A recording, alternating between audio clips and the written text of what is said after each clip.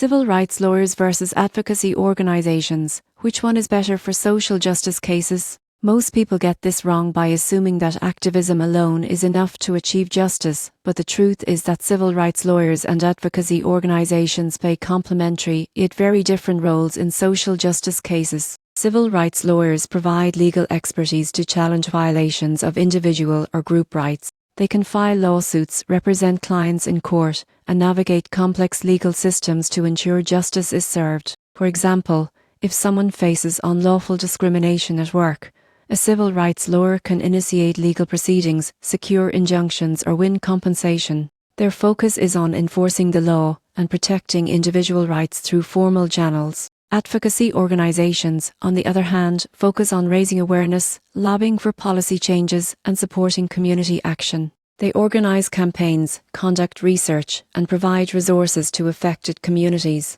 While they cannot file lawsuits on behalf of individuals in the same way lawyers can, they can influence public opinion, create systemic change, and often provide funding or connections to legal representation. So, which is better? Civil rights lawyers are essential for cases requiring legal intervention and enforcement. Advocacy organizations are crucial for systemic change, policy reform, and community mobilization. The most effective approach combines both. Lawyers handle legal proceedings while advocacy groups build public support, drive reforms, and amplify the impact. The key takeaway is that fighting for social justice often requires both legal action and grassroots advocacy. By understanding when to leverage a lawyer's legal expertise and when to harness the influence of advocacy organizations, individuals and communities can achieve more lasting and impactful change. The surprising truth is that combining legal strategy with advocacy campaigns often produces the strongest results.